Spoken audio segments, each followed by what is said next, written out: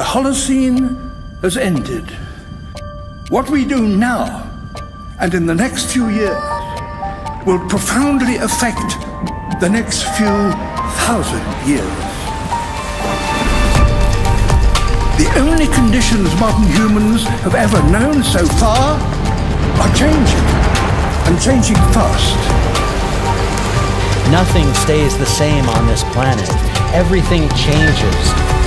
The Earth is going into one of these jumps, and you don't know what is going to be on the other side of those jumps. The Earth is always jumping.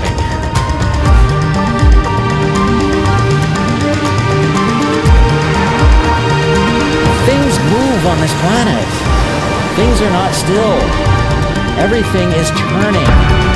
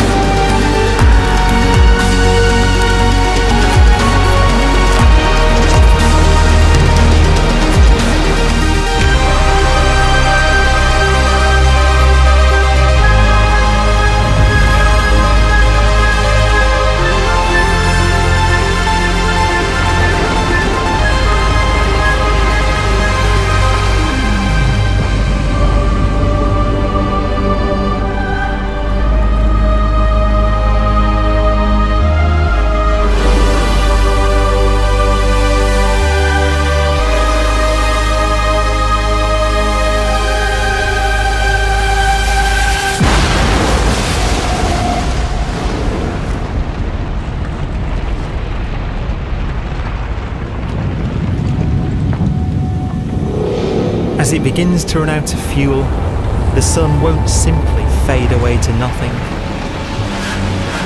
Its core will collapse, and the extra heat this generates will cause its outer layers to expand.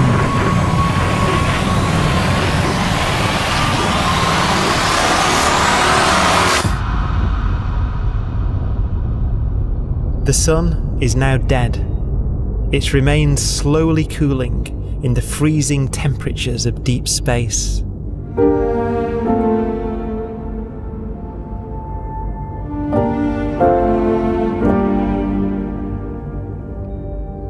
The fate of the sun is the same as for all stars. One day they must all eventually die, and the cosmos will be plunged into eternal night. All stars eventually will run out of fuel. The temperature of the universe drops. The stars, one by one, in the night sky, will turn off. And there'll be no more new stars created. And so that the universe will end not with a bang, but with a whimper. And not in fire, but in ice.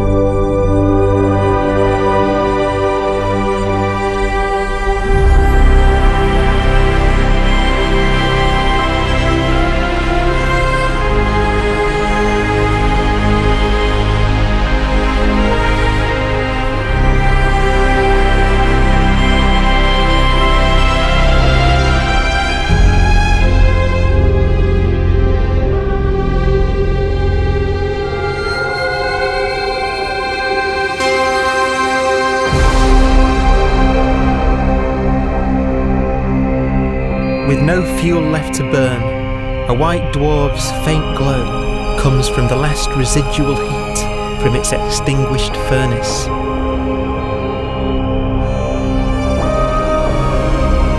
Looking at it from where the Earth is now, it would only generate the same amount of light as the full moon on a clear night.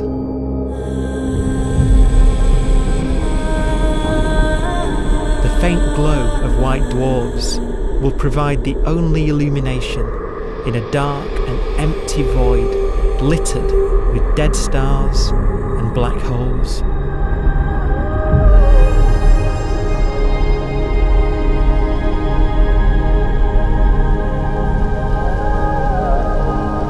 ways, it's kind of a ghost universe. It's the corpses, the zombie stars, that will take us into the future.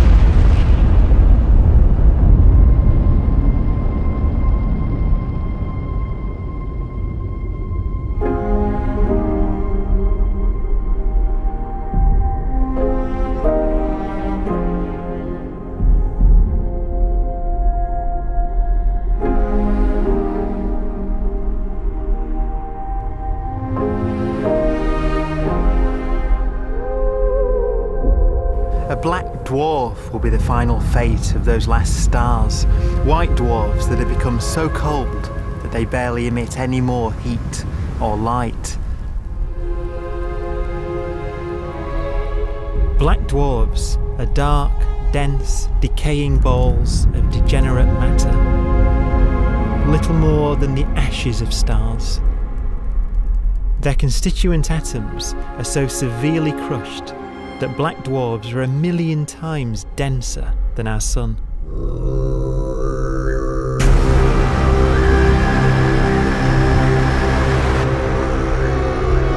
Stars take so long to reach this point, we believe there are currently no black dwarfs in the universe.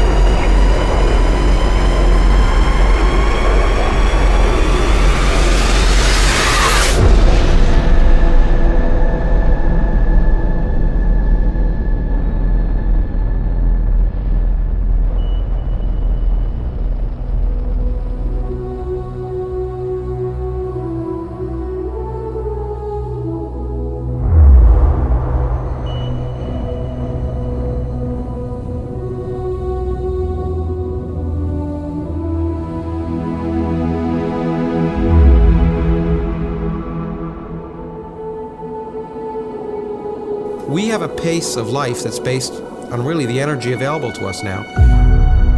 You could imagine living conscious systems which have a very different pace and therefore can extend out at least a lot farther than you'd imagine otherwise.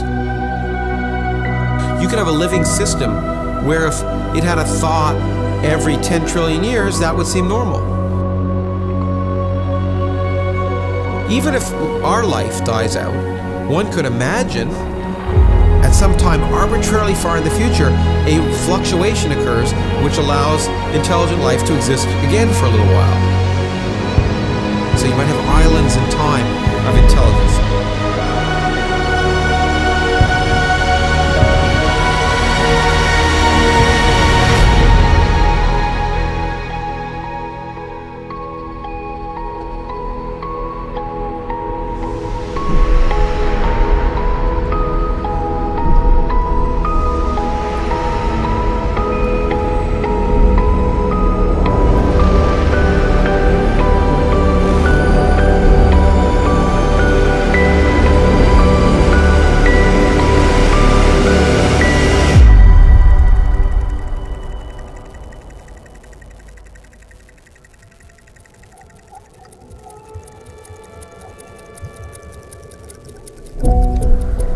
Proton, one of the fundamental building blocks of atomic matter, of what makes us up, can just spontaneously fall apart.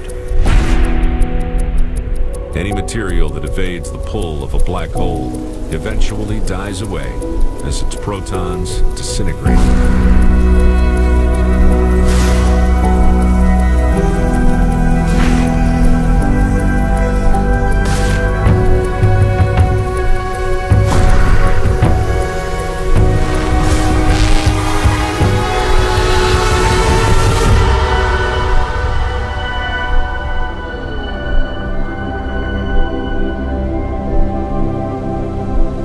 The matter inside black dwarfs, the last matter in the universe, will eventually evaporate away and be carried off into the void as radiation, leaving absolutely nothing behind.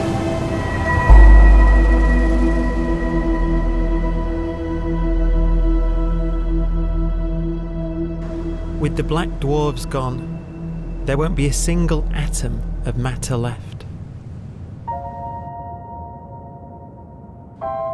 All that will remain of our once rich cosmos will be particles of light and black holes.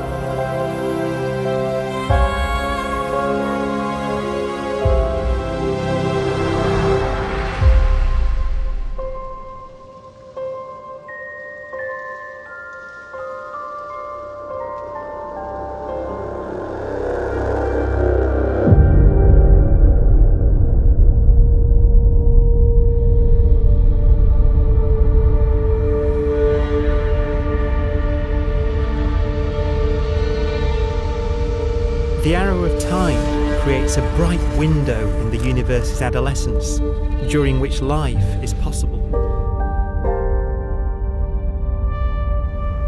But it's a window that doesn't stay open for long. As a fraction of the lifespan of the universe, as measured from its beginning to the evaporation of the last black hole, life, as we know it, is only possible for 1,000th of a billion billionth of a percent.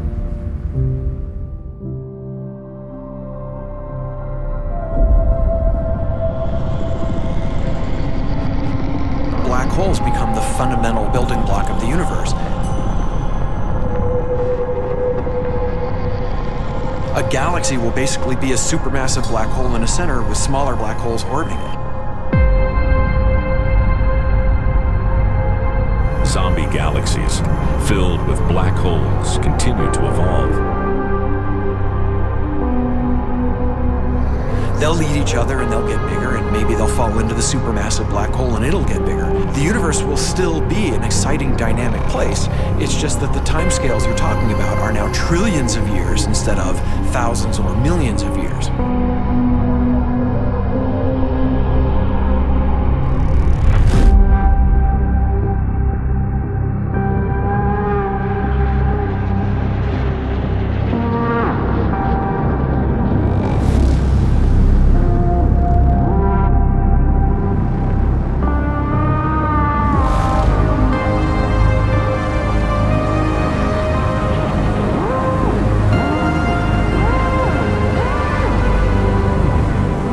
Black holes can bang on space-time like mallets on a drum.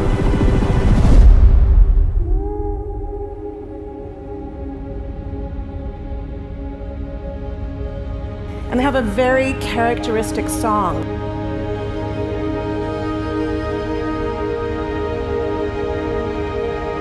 Imagine two black holes that have lived a long life together. At the end of their lives, they're going around each other, crossing thousands of kilometers in a fraction of a second. As they do so, they leave behind in their wake a ringing of space, an actual wave on space-time.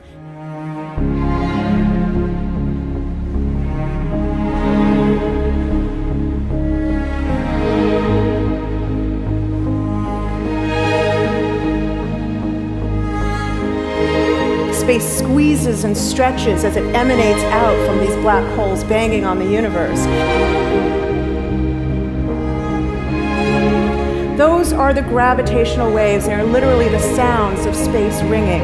And they will travel out from these black holes at the speed of light as they ring down and coalesce to one spinning, quiet black hole.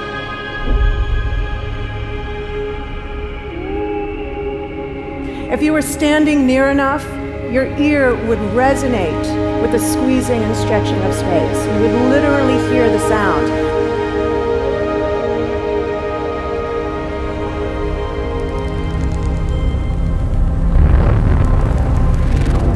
Imagine a lighter black hole falling into a very heavy black hole. The sound you're hearing is a light black hole banging on space each time it gets close.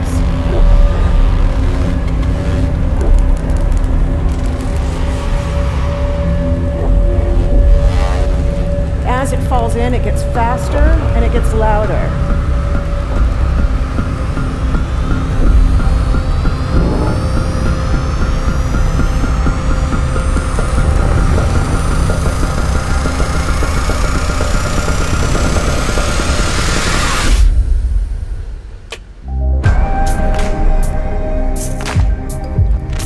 Scientists used to think black holes were immortal, but even these will one day die.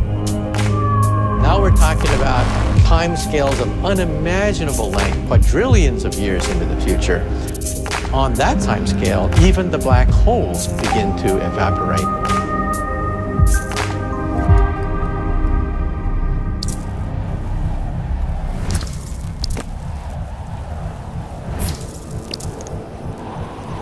According to quantum mechanics, space is filled with virtual particles, antiparticles, that are constantly materializing in pairs, separating, coming together again, and annihilating each other.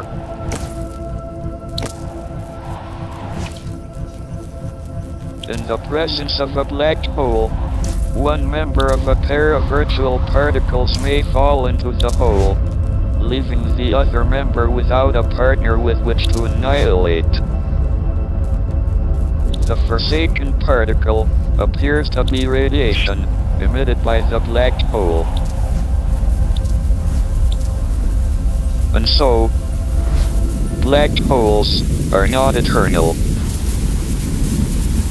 They evaporate away at an increasing rate until they vanish in a gigantic explosion.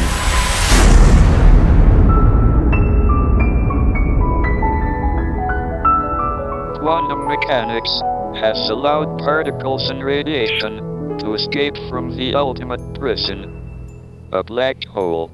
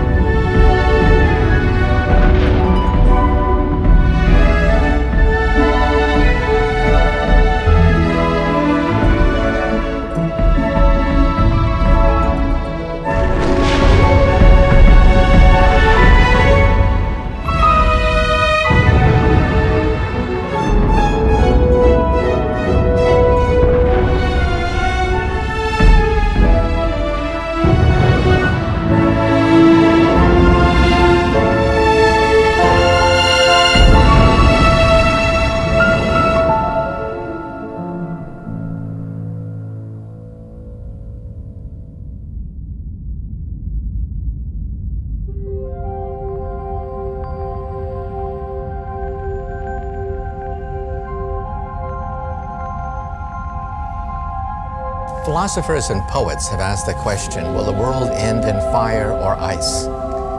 We can now give an answer. The latest evidence shows that the universe is not slowing down, but it's speeding up out of control. And the universe, we think, will die in ice. Trillions upon trillions of years from now. Empty space itself has energy. In every little cubic centimeter of space, whether or not there's stuff whether or not there's particles, matter, radiation, or whatever, there is still energy, even in the space itself. And this energy, according to Einstein, exerts a push on the universe. What is the weird stuff that's accelerating the universe? We call it dark energy.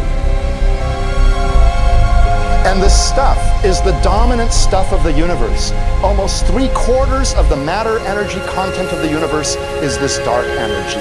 And we don't know what it is. Dark energy, unlike matter or radiation, does not dilute away as the universe expands. This has crucial implications for what the universe is going to do in the future. So what will be the future of the universe? Well, if the dark energy remains dominant and repulsive, the universe will expand forever.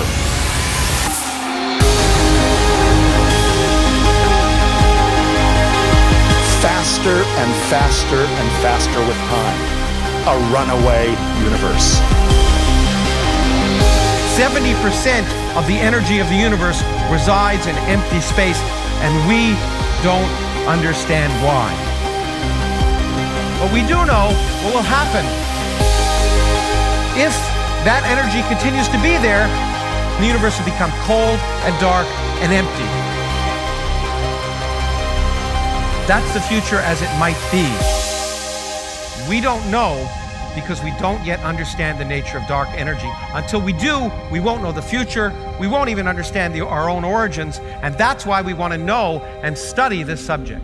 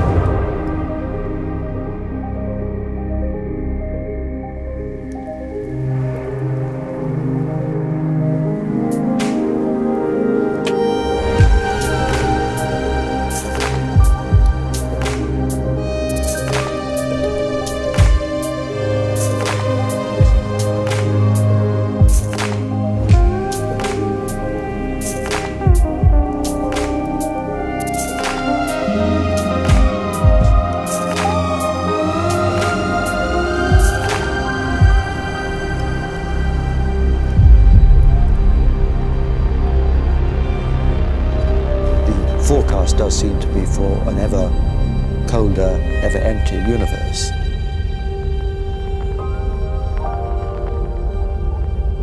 But then, of course, we have to ask, could that end lead to a new beginning? And there are ideas whereby what actually is the end of our universe could in some sense be linked to the beginning of a new one.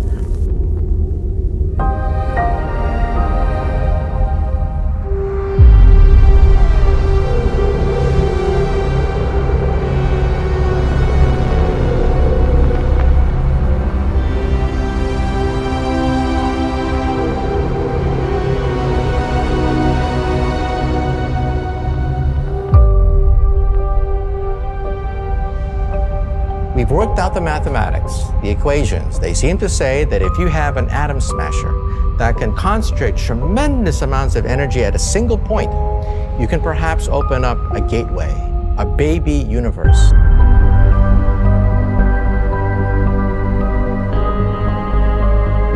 Facing the death of everything there is, this perhaps is their only possibility of escape. And this also raises a very intriguing possibility, sheer speculation of course, that perhaps any universe that has intelligent life in it will create baby universes, will create lifeboats, and proliferate child universes. So an evolution may take among universes in the multiverse. Survival of the fittest may take place. So those universes which do not have intelligent life are infertile. They have no children. But those universes that have mild temperatures, stars like us, would create civilizations that could open up child universes, and they would then proliferate.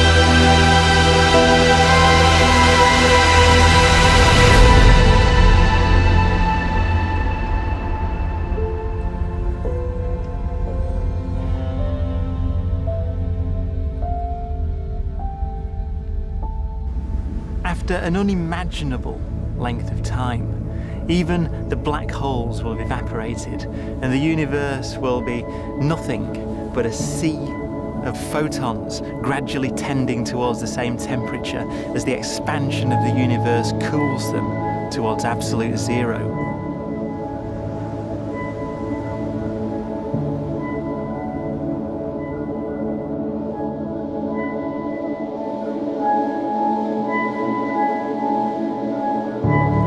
Once the very last remnants of the very last stars have finally decayed away to nothing, and everything reaches the same temperature, the story of the universe finally comes to an end.